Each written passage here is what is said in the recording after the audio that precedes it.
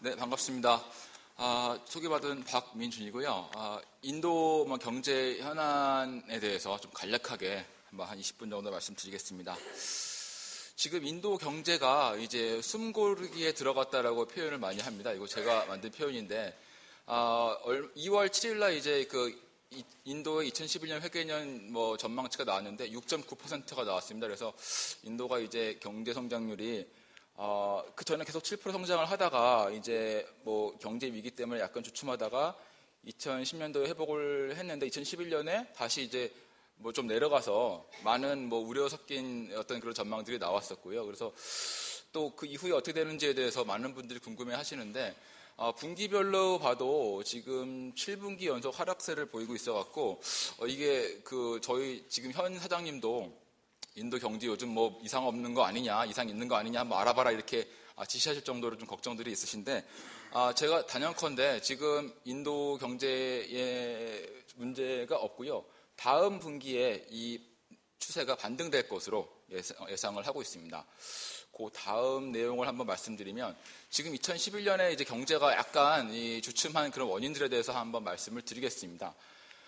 인도 경제가 이제 좀 내려앉은 건 사실은 농사가 이제 잘 안 됐습니다. 2009년, 8년에 좀 흉작이 나가지고 2011년 초에 이제 채소 양파류가 폭등세를 보입니다. 여기 양파가 있는데, 인도에서 가장 중요한 식료품이 양파하고 감자입니다. 그래서 이제 양파하고 감자값이 오르면은 이 어떤 폭동 비슷한 현상이 일어나기 때문에 인도 정부에서는 여기에 대해서 굉장히 적극적으로 대응을 하게 됩니다. 그래서 금리를 아주 공격적으로 인상을 해서 2010년 이후 13차례나 금리를 인상을 했습니다. 그래서 지금 현재 금리가, 기준금리가 8.5%, 거의 살인적인 수준의 금리까지 지금 도달해 있습니다. 그러다 보니까 어떤 기업들의 투자나 이런 것들이 지금 많이 좀 작년 같은 경우는 연기가 됐고요. 또 주요 수출국 미국하고 EU에 그 수출이 좀 침체가 됐습니다. 거기에다가 이제 설상가상으로 작년 말에 루피아가 약세 현상이 일어나갖고 지금 평균적으로 1달러에 한 44, 45루피 하던 루피아가 작년에는 한때 53루피까지 약세가 됐었습니다. 근데 이제 이런 것들이 이제 복합적으로 좀 작용을 해갖고 작년에 좀 경제가 안 좋았었고요. 그 밖에 이유로는 이제 중앙정부의 재정 적자가 더 악화됐습니다. 한 4% 정도였는데 5.5%까지 악화가 됐고, 또 이제 각종 부정부패 스캔들이 이제 터졌습니다. 작년에 투지 사건이라든가 이제 영연방 체육대 이런 사건이 터지면서 어떤 이제 국민적 반부패 운동이 일어나면서 어떤 그 정부의 리더십에 어떤 타격이 있는 그런 사건들이 있었습니다. 근데 이런 것들이 계속 안 좋아지는 게 아니고 지금 이제 2012년 들면서 계속 회복세를 보이고 있는데요. 일단은 인플레이션부터 보면, 인플레이션이 이제 인도 경제를 잡고 있는 발목이었는데 지금 7.4%까지 안정이 됐습니다. 그래서 이제 2년 동안 가장 최저치를 보였고요. 그래서 좀 안정세가 보임에 따라서 인도 정부도 이제 좀 금리를 낮추겠다, 이런 제스처를 보이고 있고, 지급 준비율도 이미 낮췄습니다. 이제 거기에다가 외국인 투자가 상당히 지금 호조세를 보이고 있어갖고 작년 동기 대비 25%가 상승을 했습니다. 지금 작년에 한 300억 불이 넘었는데 2011년에 한 7개월 사이에 벌써 330억 불이 돼갖고 2011년 회계년에는 한 400억 불까지 외국인 투자가 늘어날 걸로 보이고요. 2012년 되면서 지금 6주가 흘렀는데 6주 동안 인도의 센섹스 지수가 계속 올라갔습니다. 그래서 지금 올해에서 가장 세계에서 이렇게 증시가 많이 오를 것으로 인도 지수가 지금 이제 인정이 되고 있고, 그래서 인도 타타 그룹의 이제 회장님도 올해 신년사를 하시면서 리스크를 최대한 준비를 하되 리스크를 너무 회피하지 마라라고 이제 말씀을 하신 바가 있습니다. 그래서 인도하고 한국하고의 이제 어떤 경제 지표를 말씀을 드리면요. 먼저 요 그래프부터 잠깐 말씀드리겠습니다. 제가 이제 2006년 2월에 인도에 부임을 했는데요. 2004년, 5년, 6년 요때만 하더라도 인도 경제가 우리보다 작았습니다. 경제 규모가 우리보다 작았고 1인당 GDP가 불과 한 500불, 600불 수준이었습니다. 근데 2011년이 되면서 그 경제 규모가 벌써 우리하고 차이가 많이 나고요. 2020년이 되면 우리의 한 2배 이상 차이가 날 걸로 지금 보입니다. 그래서 전장을 먼저 다시 설명드리면,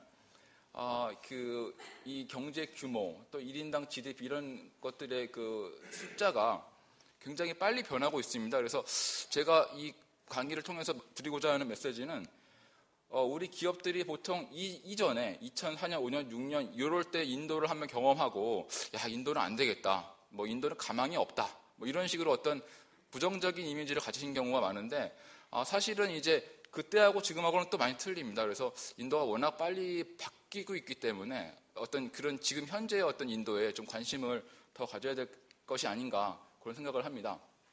그래서 인도 경제의 가장 큰 강점이라고 하면은 인구라고 보통 보는데요. 인구가 워낙 젊고 또 젊은 인구들이 또 굉장히 미래에 대해서 낙관적으로 생각하고 있기 때문에 그게 이제 가장 중요한 요소가 됩니다. 근데 물론 인구가 많다는 그 자체로는 이제 인구가 많다는 것 자체보다도 지금 인구가 인구 중에서 문맹률이라든가 빈곤층 인구가 많은데 이런 부분들은 좀 개선이 돼야 되겠지만 아무튼 인구가 이제 많고 또 재원이 많다. 그리고 내수 시장이 굉장히 빠르게 성장을 하고 있습니다. 그래서 아까 대사님도 잠깐 말씀하셨는데 2006년도 당시에 핸드폰 가입자 수가 7천만 명, 8천만 명 그랬습니다. 지금 5억 명, 6억 명 정도 되고 있습니다.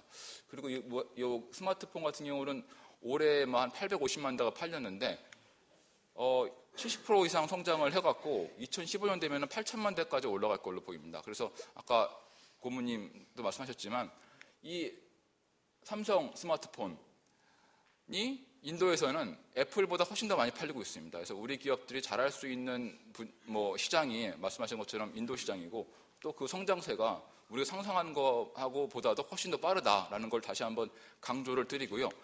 자동차 같은 경우도 2006년도에 내수 판매량이 한 100만 대였는데 지금 한 300만 대까지 팔리고 있습니다. 그래서 그런 것도 좀 큰 변화가 있고 또 큰 대형 이렇게 슈퍼마켓에 가면은 이런 초코파이라든가 이런 우리 한국 신라면 같은 것도 지금 판매가 호조세를 보이고 있습니다. 그래서 이런 것들도 좀 눈여겨보셔야 될 것 같습니다. 자, 그래서 인도의 어떤 소비 트렌드가 어떻게 변하고 있는지 한번 잠깐 설명을 드려볼까 합니다.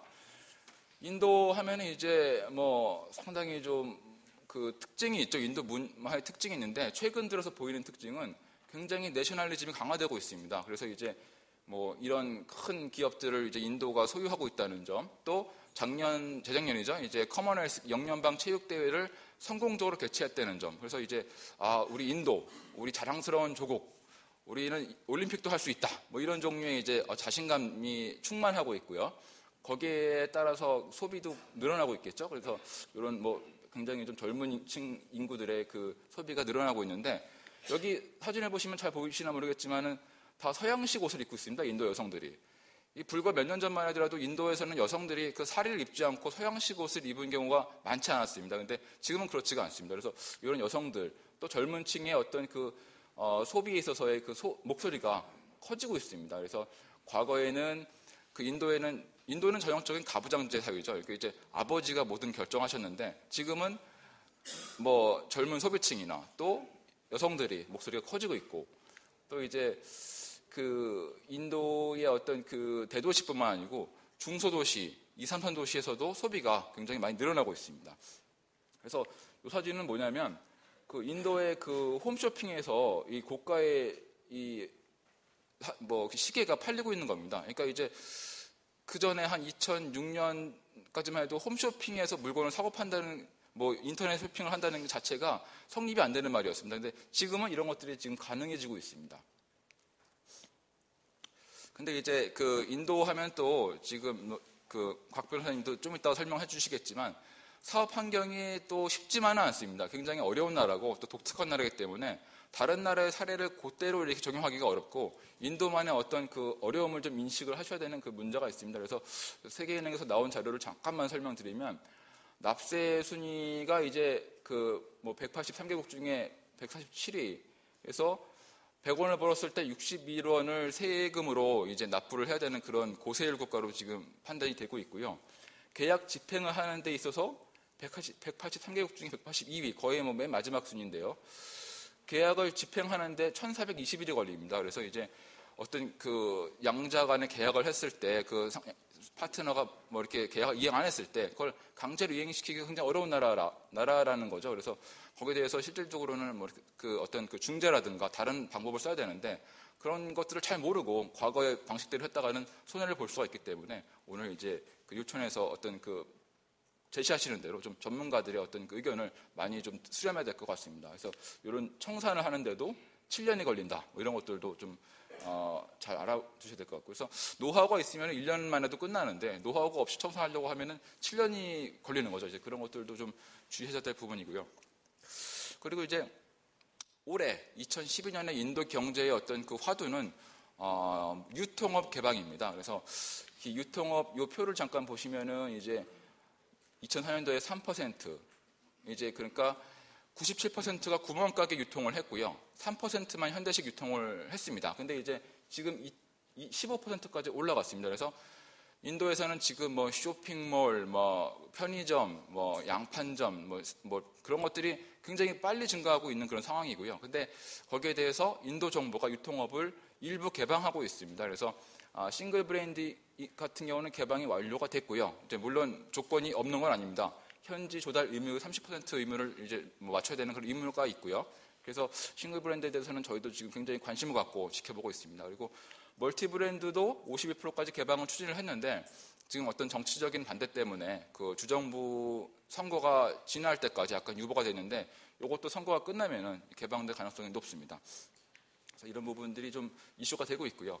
지금 한 인도 교역을 보시면은 뭐 불과 몇 년 사이에 상당히 많이 증가가 됐습니다. 그래서 최근 10년 사이에 교역액이 7.8배가 증가가 돼갖고 지금 작년에 9번째 수출 대상국이 되어 있고요. 작년도 상반기까지는 7번째 대상국이었는데 작년도 하반기에 루피아가 좀 절하되면서 약간 떨어졌는데 올해도 뭐 한 7, 8위 정도의 수출 대상국으로 자리매김할 것으로 보이고 또 이런 교역 어떤 내용도 상당히 상호 보완적으로 되어 있습니다. 그래서 제가 여기 내용에는 포함 안 시켰는데 올해부터는 그 이런 교역을 준비하시는 분들은 한인도 세파를 좀 많이 활용하셔야 될 것 같습니다. 그래서 한인도 세파가 뭐 개방 그 발효 초기 년도에는 효과가 없는데 벌써 지금 3년 차가 됐기 때문에 조금씩 효과가 발생되고 있는 그런 상황입니다. 그래서 올해, 내년, 뭐 내후년부터는 효과가 많이 발생되기 때문에 그 한인도 세파의 어떤 그 수준을 잘 활용하시는 것이 좋고요.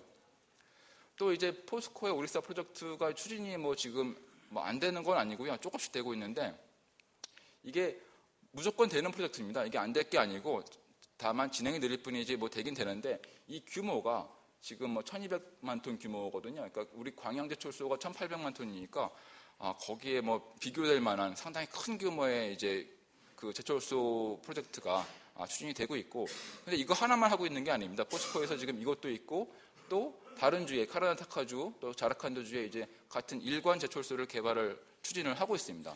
그뿐만 아니고 이제 그 철강 산업단지라든가 뭐 각종 이제 뭐 조금만 이제 그 신규 투자들을 동시다발적으로 하고 있습니다.